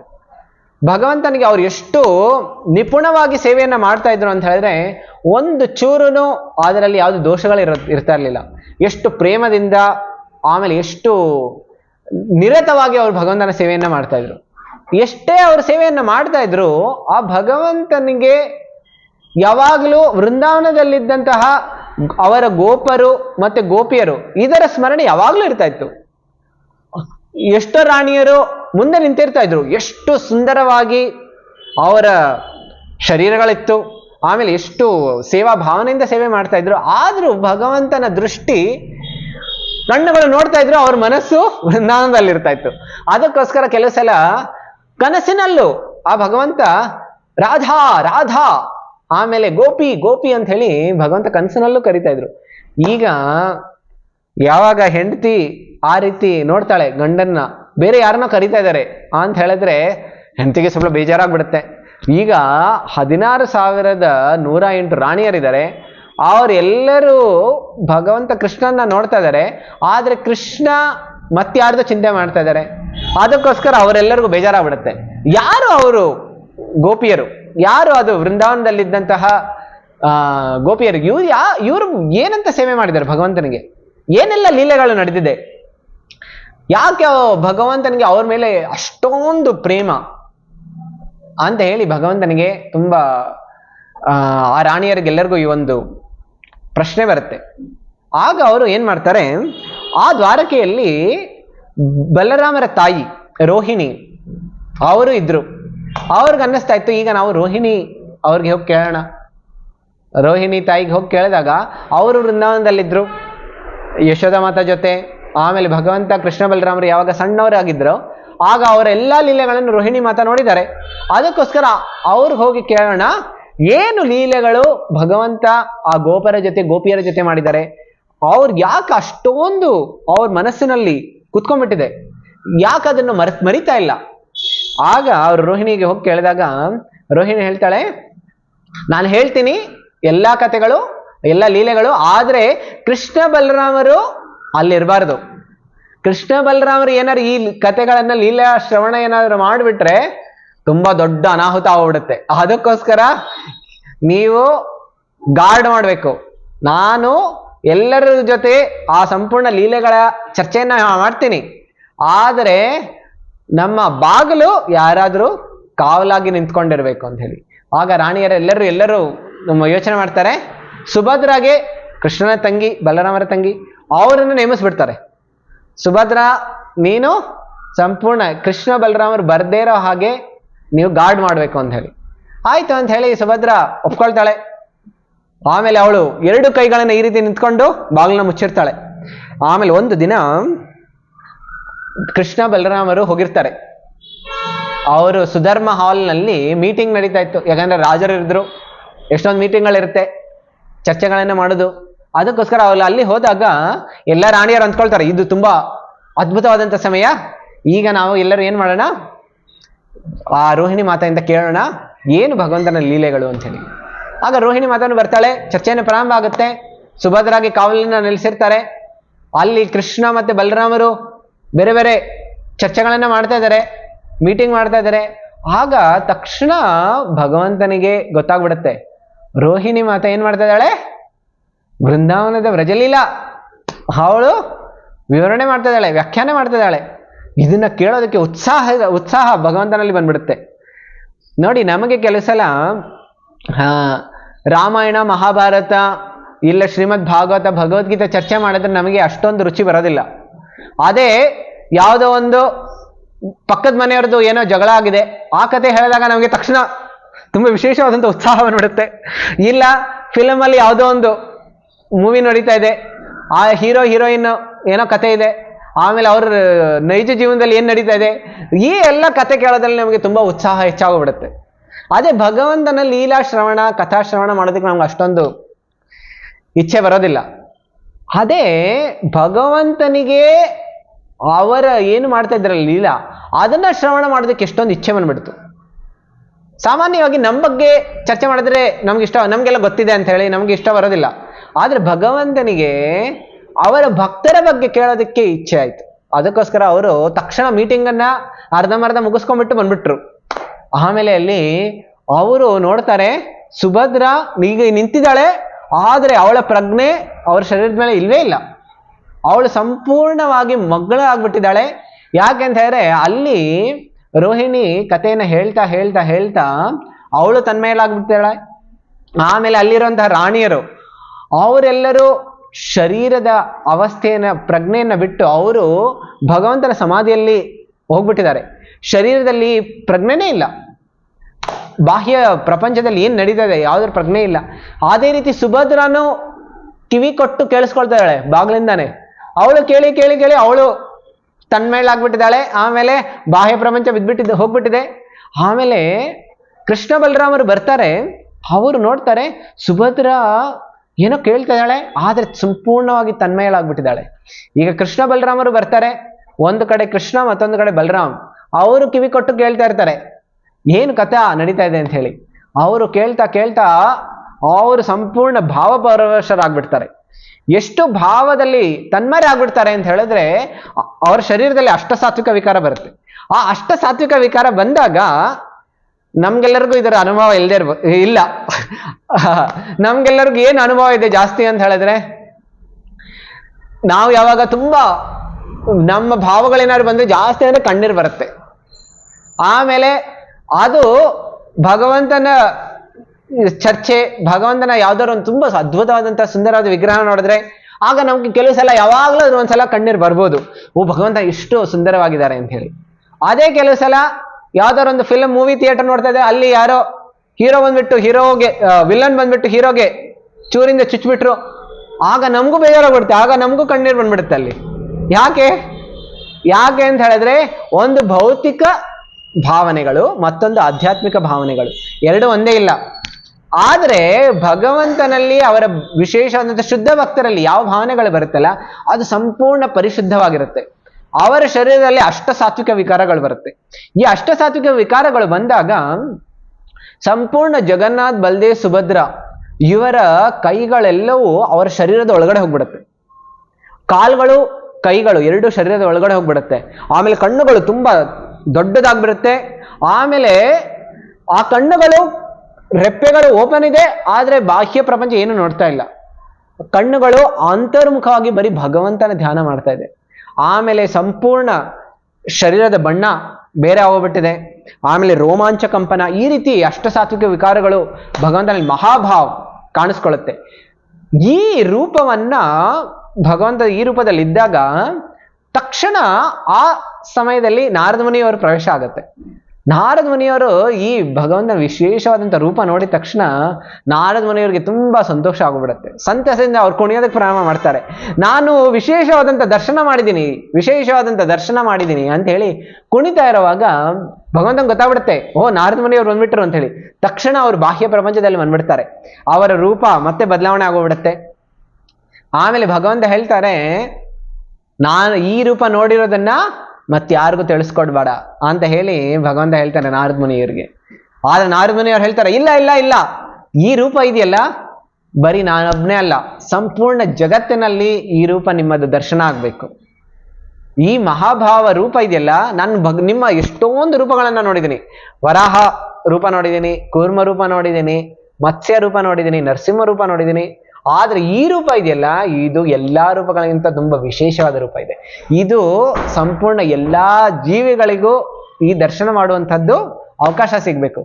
ದಯವಿಟ್ಟು ನೀವು ದಯವಿಟ್ಟು ಈ ಆಶೀರ್ವಾದ ಮಾಡಿ ನೀವು ಭೂಲೋಕದಲ್ಲಿ ಈ ರೂಪದಲ್ಲಿ ಬನ್ನಿ ಅಂತ ಹೇಳಿ ನಾರದ ಮುನಿಯವರು ಪ್ರಾರ್ಥನೆ ಮಾಡ್ತಾರೆ. ಆ ಕಾರಣದಿಂದ ಭಗವಂತ ಹೇಳ್ತಾರೆ ತಥಾಸ್ತು ಅಂತ ಹೇಳಿ.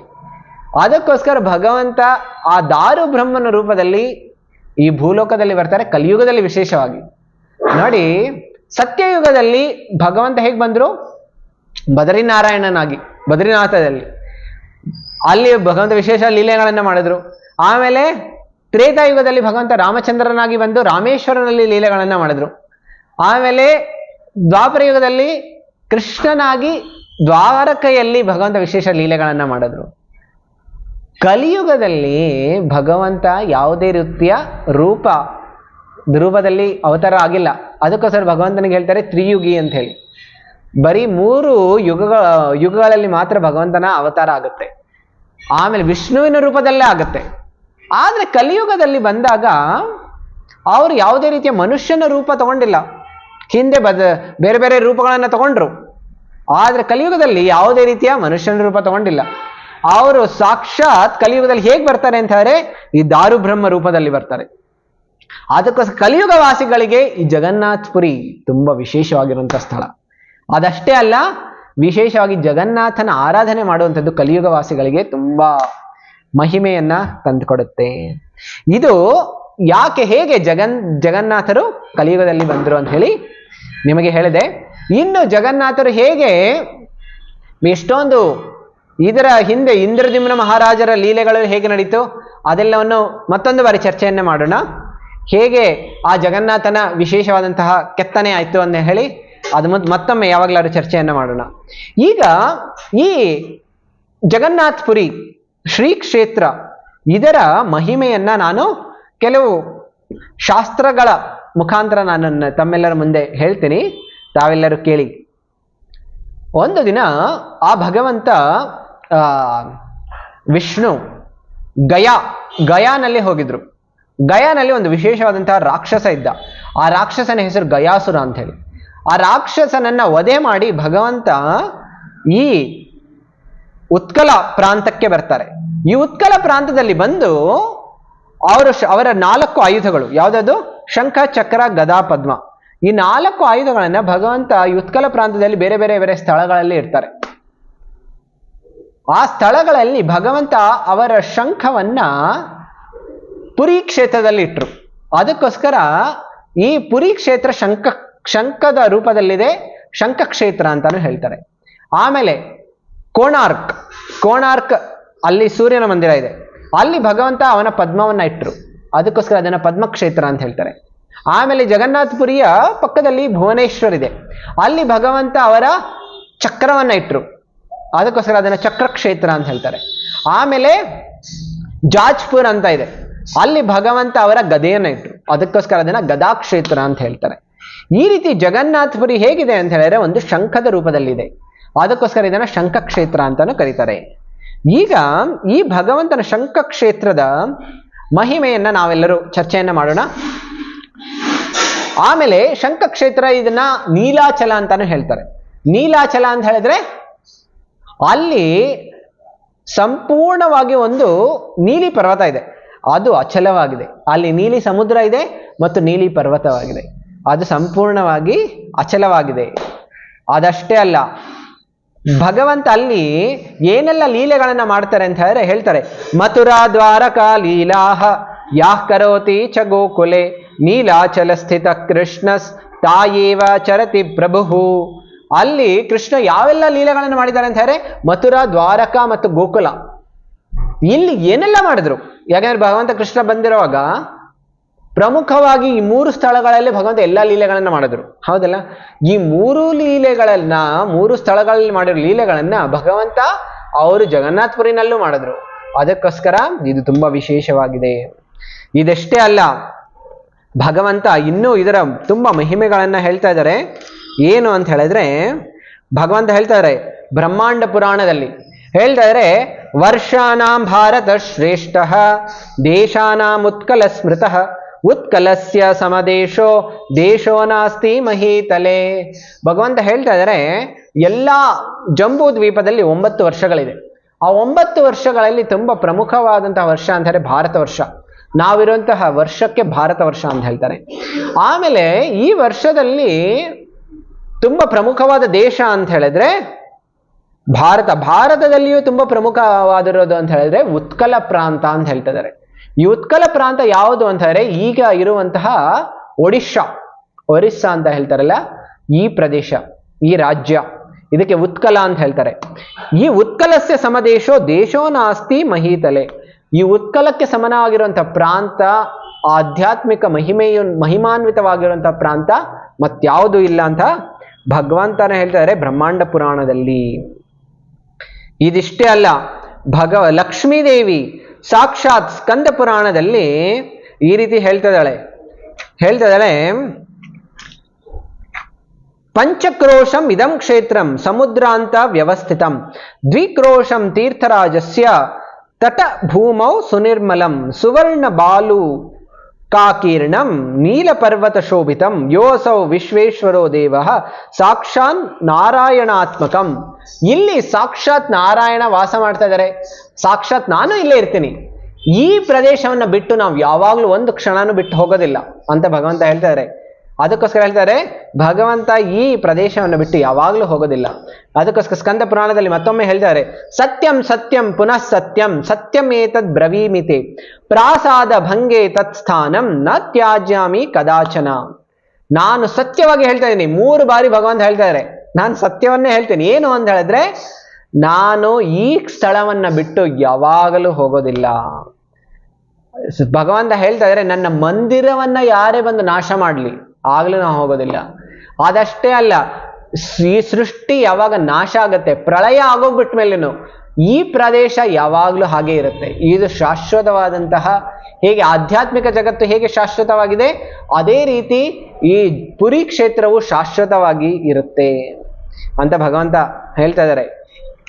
ಅದಷ್ಟೇ ಅಲ್ಲ, ಭಗವಂತ ಇನ್ನೂ ಎಷ್ಟೊಂದು ಹೇಳ್ತಾ ಇದ್ದಾರೆ. ಈಗ ನಿಮ್ಮ ಮುಂದೆ ನಾನು ಇನ್ನೂ ಕೆಲವು ಇದರ ಮಹಿಮೆಗಳನ್ನ ಹೇಳ್ತೀನಿ.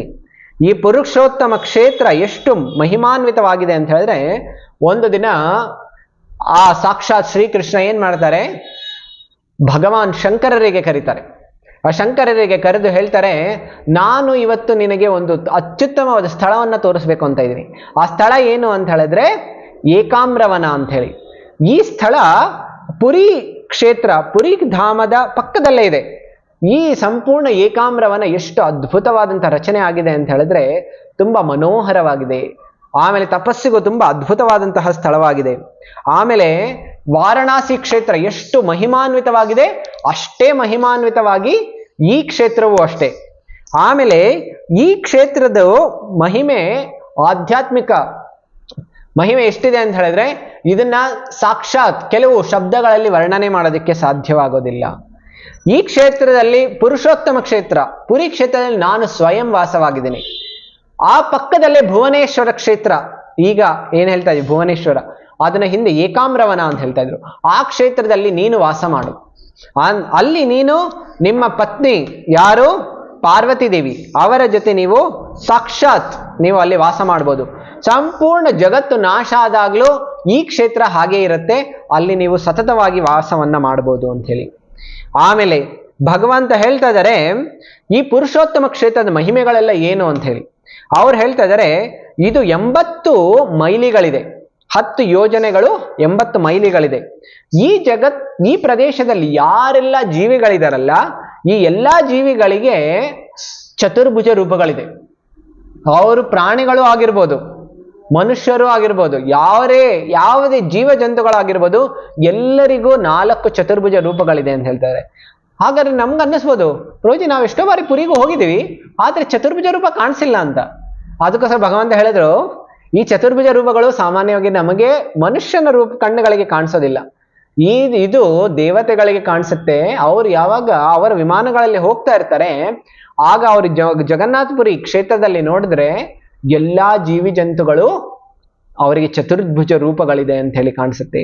ಅದಷ್ಟೇ ಅಲ್ಲ, ದೇವತೆಗಳೇ ಅವರು ಈ ತೀರ್ಥ ಕ್ಷೇತ್ರವನ್ನ ದರ್ಶನ ಮಾಡೋದಕ್ಕೆ ಬರ್ತಾರೆ, ಆ ಜಗನ್ನಾಥನ ದರ್ಶನ ಮಾಡೋದಕ್ಕೆ ಬರ್ತಾರೆ.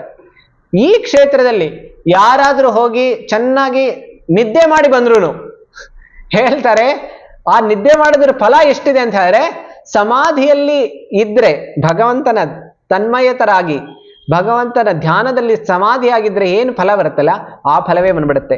ಅದಷ್ಟೇ ಅಲ್ಲ, ಯಾರಾದ್ರೂ ಸುಮ್ಮನೆ ಬೇಜಾರಾಗಿ ಮಲ್ಕೊಂಡ್ಬಿಟ್ರು ಆಗ ದಂಡವತ್ ಪ್ರಣಾಮ್ ಭಗವಂತನಿಗೆ ಮಾಡಿದ್ರೆ, ನಮಸ್ಕಾರ ಮಾಡಿದ್ರೆ ಏನ್ ಫಲ ಸಿಗುತ್ತಲ್ಲ ಅದು ಸಿಕ್ಬಿಡುತ್ತೆ.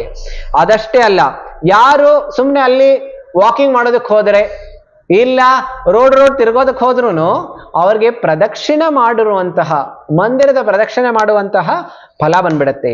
ಅದಷ್ಟೇ ಅಲ್ಲ, ಅಲ್ಲಿ ಸುಮ್ಮನೆ ಏನೇ ಮಾತಾಡಿದ್ರು ಅಷ್ಟೇ ಅವ್ರಿಗೆ ಏನ್ ಫಲ ಬರುತ್ತೆ ಅಂತ ಹೇಳಿದ್ರೆ ಭಗವಂತನ ಗುಣಗಾನ ಮಾಡಿರೋ ಫಲ ಸಿಕ್ಬಿಡುತ್ತೆ. ಅದಷ್ಟೇ ಅಲ್ಲ, ಅಲ್ಲಿ ಯಾರಾದ್ರೂ ಒಂದು ಮೀನನ್ನ ತಿಂದ್ಬಿಟ್ರು ಅಲ್ಲಿ ಯಜ್ಞದ ಭವಿಷ್ಯ ತಿನ್ನುವಂತ ಫಲ ಬಂದ್ಬಿಡುತ್ತೆ. ಹಾಗಂತ ಹೇಳ್ಬಿಟ್ಟು ನಾವು ಹೋಗಿ ಮೀನನ್ನ ತಿನ್ಬೇಕು ಅಂತ ಏನಿಲ್ಲ, ಆದ್ರೆ ಭಗವಂತ ಇದರ ಮಹಿಮೆಯನ್ನ ಹೇಳ್ತಾ ಇದ್ದಾರೆ.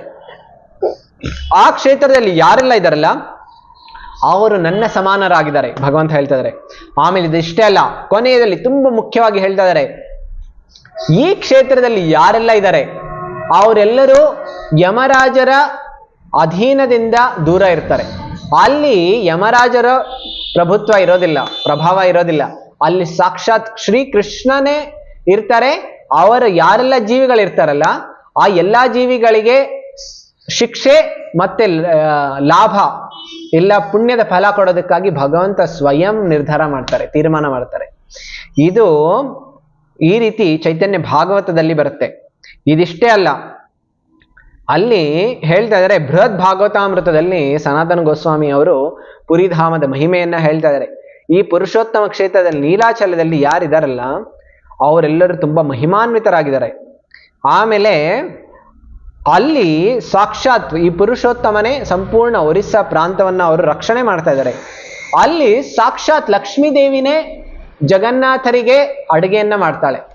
ನಮ್ಗೆಲ್ಲರಿಗೂ ಅನ್ನಿಸ್ತಾ ಇರ್ಬೋದು ಹೇಗೆ ಬೇರೆ ಬೇರೆಯವರು ಅಡುಗೆ ಮಾಡ್ತಾ ಇದ್ದಾರೆ ಅಂತ, ಆದ್ರೆ ಎಲ್ಲವೂ ಅಲ್ಲಿ ಸಾಕ್ಷಾತ್ ಲಕ್ಷ್ಮಿಯ ಅಧೀನದಿಂದನೇ ಎಲ್ಲ ಅಲ್ಲಿ ಅಡುಗೆ ಎಲ್ಲ ಆಗುತ್ತೆ. ಲಕ್ಷ್ಮೀ ದೇವಿನೇ ಜಗನ್ನಾಥರಿಗೆ ಮತ್ತು ಬಲರಾಮರಿಗೆ ಅಡುಗೆಯನ್ನ ಮಾಡಿ ತಿನ್ನಿಸ್ತಾ ಇದ್ದಾಳೆ. ಅಷ್ಟು ಮಹಿಮಾನ್ವಿತವಾಗಿದೆ ಈ ಕ್ಷೇತ್ರ. ಆಮೇಲೆ ನಮ್ಗೆಲ್ಲ ಪ್ರಸಾದ ಸಿಗ್ತಾ ಇದೆ, ಅದೇ ಪ್ರಸಾದ ನಮ್ಗೆಲ್ಲರಿಗೂ ಸಿಗ್ತಾ ಇರೋದು. ಹಾಗಿದ್ರೆ ಸಾಕ್ಷಾತ್ ಲಕ್ಷ್ಮಿ ಅವರು ಇದು ಅಡಿಗೆ ಮಾಡಿರುವಂತಹ ಪ್ರಸಾದ ಅದು. ಅದಷ್ಟೇ ಅಲ್ಲ, ಈ ಪ್ರಸಾದ ಕೆಲವು ಸಲ ದೇವತೆಗಳಿಗೆ ಸಿಗೋದನ್ನು ತುಂಬಾ ದುರ್ಲಭ. ಆದ್ರೆ ಈ ಪ್ರಸಾದ ಈ ಭೌತಿಕ ಜಗತ್ತಿನಲ್ಲಿ ಕಲಿಯುಗವಾಸಿಗಳಿಗೆ ವಿಶೇಷವಾಗಿ ತುಂಬಾ ತುಂಬಾ ಯಾವುದೇ ರೀತಿಯ ನಿಬಂಧನೆಗಳ ಇಲ್ಲದೆ ಭಗವಂತ ಆ ಕೃಪೆಯನ್ನ ನಮಗೆಲ್ಲರಿಗೂ ಕೊಡ್ತಾ ಇದ್ದಾರೆ. ಸೊ ಈ ರೀತಿ ಯಾರೆಲ್ಲ ಈ ಪುರುಷೋತ್ತಮ ಕ್ಷೇತ್ರಕ್ಕೆ ಹೋಗ್ತಾರೆ ಅವರೆಲ್ಲರೂ ಮತ್ತೆ ಒಂದು ಬಾರಿ ಈ ಭೌತಿಕ ಸಂಸಾರದಲ್ಲಿ ಬರೋದಿಲ್ಲ ಅಂತ ಹೇಳಿ ಈ ಶಾಸ್ತ್ರ ಹೇಳ್ತಾ ಇದೆ. ಭಗವಂತನ ಹೇಳ್ತಾ ಇದ್ದಾರೆ, ಜನ್ಮ ಕರ್ಮ ಚಮೇ ದಿವ್ಯಂ ಏವಂ ಯೋ ವೇತ್ತಿ ತತ್ವತಃ ತ್ಯಕ್ತ್ವಾ ದೇಹಂ ಪುನರ್ಜನ್ಮ ನೈತಿ ಮಾಮೇತಿ ಸೋರ್ಜುನ. ನನ್ನ ನಿಜವಾದ ಲೀಲೆಗಳನ್ನ, ಜನ್ಮವನ್ನ, ಕರ್ಮವನ್ನ ಯಾರು ಸರಿಯಾಗಿ ತಿಳ್ಕೊಳ್ತಾರೆ, ತತ್ವದಿಂದ ತಿಳ್ಕೊಳ್ತಾರೆ, ಅವರಿಗೆ ಮತ್ತೊಂದು ಪುನರ್ಜನ್ಮ ಅನ್ನುವಂಥದ್ದು ಇಲ್ವೇ ಇಲ್ಲ. ಬ್ರಹ್ಮ ಪುರಾಣದಲ್ಲಿ ಈ ಪುರಿಧಾಮಕ್ಕೆ ಹೀಗೆ ಹೇಳಿದ್ದಾರೆ, ಯಥಾ ಸರ್ವೇಶ್ವರ ವಿಷ್ಣು ಸರ್ವಲೋಕೋತ್ತಮೋತ್ತಮ ತಥಾ ಸಮಸ್ತ ತೀರ್ಥಾನಾಂ ವರಿಷ್ಠಂ ಪುರುಷೋತ್ತಮಂ. ಹೇಳ್ತಾ ಇದ್ದಾರೆ, ಎಲ್ಲಾ ತೀರ್ಥಗಳಲ್ಲಿ ಹೇಗೆ ಬೇರೆ ಬೇರೆ ತೀರ್ಥಗಳಿದೆ, ಆ ತೀರ್ಥಗಳಲ್ಲಿ ತುಂಬಾ ವಿಶೇಷವಾದ ತೀರ್ಥ ಯಾವುದು ಅಂತ ಹೇಳಿದ್ರೆ ಈ ಜಗನ್ನಾಥಪುರಿ ತೀರ್ಥ ಎಲ್ಲಾ ತೀರ್ಥಗಳಿಗಿಂತ ತುಂಬಾ ಶ್ರೇಷ್ಠವಾಗಿರೋದು. ಆಮೇಲೆ ಹೇಳ್ತಾ ಇದ್ದಾರೆ, ವರ್ಣಾನಾಂ ಬ್ರಾಹ್ಮಣೋ ಯಥಾ ವೈನತೇಯಶ್ಚ ಪಕ್ಷಿಣಾಂ. ಹೇಗೆ ಎಲ್ಲ ವರ್ಣಗಳಲ್ಲಿ ಬ್ರಾಹ್ಮಣರು ಶ್ರೇಷ್ಠರು, ಆಮೇಲೆ ಎಲ್ಲ ಪಕ್ಷಿಗಳಲ್ಲಿ ಹೇಗೆ ಗರುಡ ಶ್ರೇಷ್ಠ, ಅದೇ ರೀತಿ ಈ ಪುರುಷೋತ್ತಮ ಕ್ಷೇತ್ರ ಎಲ್ಲಾ ತೀರ್ಥಗಳಲ್ಲಿ ಕ್ಷೇತ್ರ. ಮುನಿನಾಂಚ ಯ ವ್ಯಾಸಃ ಕುಬೇರೋ ಯಕ್ಷ ರಾಕ್ಷಸಾಂ. ಹೇಗೆ ಎಲ್ಲ ಮುನಿಗಳಲ್ಲಿ ವ್ಯಾಸ ಮುನಿ ಶ್ರೇಷ್ಠ, ಎಲ್ಲ ಯಕ್ಷಗಳಲ್ಲಿ ಕುಬೇರ ಶ್ರೇಷ್ಠ, ಅದೇ ರೀತಿ ಈ ಪುರುಷೋತ್ತಮ ಕ್ಷೇತ್ರ ಶ್ರೇಷ್ಠ. ಅದಕ್ಕೋಸ್ಕರ ಭಗವಂತ ಹೇಳ್ತಾ ಇದ್ದಾರೆ, ಇದು ತುಂಬಾ ಅದ್ಭುತವಾದಂತಹ ಕ್ಷೇತ್ರ ಅಂತ ಹೇಳಿ. ಆಮೇಲೆ ಭಗವಂತನು ಹೇಳ್ತಾ ಇದ್ದಾರೆ, ಈ ಕ್ಷೇತ್ರದಲ್ಲಿ ಯಮರಾಜರ ಸ್ಕಂದ ಪುರಾಣದಲ್ಲಿ ಹೇಳ್ತಾ ಇದ್ದಾರೆ, ಯಮರಾಜರ ಯಾವುದೇ ಪ್ರಭುತ್ವ ಇಲ್ಲ ಅಂತ ಹೇಳಿ. ಆಮೇಲೆ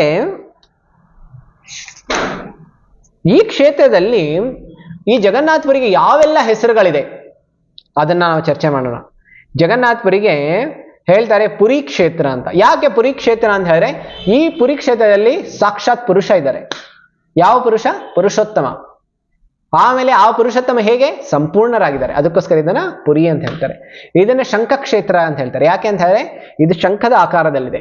ಆಮೇಲೆ ಇದನ್ನ ಶ್ರೀ ಕ್ಷೇತ್ರ ಅಂತ ಹೇಳ್ತಾರೆ. ಯಾಕೆಂದರೆ ಈ ಕ್ಷೇತ್ರ ಸಾಕ್ಷಾತ್ ಶ್ರೀ ಶಕ್ತಿ ಅಂದರೆ ಸಾಕ್ಷಾತ್ ಲಕ್ಷ್ಮಿ ರಾಧಾರಾಣಿ ಇವರ ಕೃಪೆಯಲ್ಲಿದೆ. ಅದಷ್ಟೇ ಅಲ್ಲ, ದಶಾವತಾರ ಕ್ಷೇತ್ರ ಅಂತಾನು ಹೇಳ್ತಾರೆ. ಇದನ್ನ ಭೌಮ ವೈಕುಂಠ ಅಂತ ಹೇಳ್ತಾರೆ. ಆಮೇಲೆ ಇದನ್ನ ಪುರುಷೋತ್ತಮ ಕ್ಷೇತ್ರ ಅಂತ ಹೇಳ್ತಾರೆ, ನೀಲಾಚಲ ಧಾಮ ಅಂತ ಹೇಳ್ತಾರೆ. ಈ ರೀತಿ ವಿಶೇಷವಾದಂತಹ ಎಷ್ಟೊಂದು ಹೆಸರುಗಳು ಈ ಪುರಿಧಾಮಕ್ಕೆ ಇದೆ. ಈಗ ನಮ್ಮೆಲ್ಲರಿಗೂ ಕೆಲವು ಸಲ ಪ್ರಶ್ನೆ ಬರ್ಬೋದು, ಈಗ ತುಂಬ ಹತ್ತಿರದಲ್ಲೇ 7ನೇ ತಾರೀಕು ರಥಯಾತ್ರೆ ಆಗುವಂಥದ್ದಿದೆ ಜಗನ್ನಾಥಪುರಿನಲ್ಲಿ. ಸುಮಾರು 20 ಲಕ್ಷ ಜನ ಆ ಜಗನ್ನಾಥಪುರಿಯಲ್ಲಿ ಎಲ್ಲರೂ ಸಮ್ಮಿಲಿತರಾಗ್ತಾರೆ. ಆಮೇಲೆ ಆ ಭಗವಂತನ ದರ್ಶನವನ್ನ ಅವರೆಲ್ಲರೂ ಎಲ್ಲಿ ಮಾಡ್ತಾರೆ? ಆ ರಥದ ಮೇಲೆ ಮಾಡ್ತಾರೆ. ನಮ್ಗೆಲ್ಲರಿಗೂ ಕೆಲವು ಸಲ ಪ್ರಶ್ನೆ ಬರ್ಬೋದು, ಆ ಭಗವಂತನ ದರ್ಶನ ನಾವು ರಥದ ಮೇಲೆ ಮಾಡಿದ್ರೆ ಏನು ಲಾಭ ಇದೆ ಅಂತ ಹೇಳಿ. ಆ ಲಾಭವನ್ನ ನಾನು ತಮ್ಮೆಲ್ಲರ ಮುಂದೆ ಈಗ ಹೇಳ್ತೀನಿ, ತಾವೆಲ್ಲರೂ ಧ್ಯಾನಪೂರ್ವಕವಾಗಿ ಕೇಳಿಸ್ಕೊಳ್ಳಿ. ನಾನು ಕೆಲವು ಶ್ಲೋಕಗಳನ್ನು ಹೇಳ್ತೀನಿ, ಇದೆಲ್ಲವೂ ಪುರಾಣಗಳಲ್ಲಿರುವಂಥದ್ದು.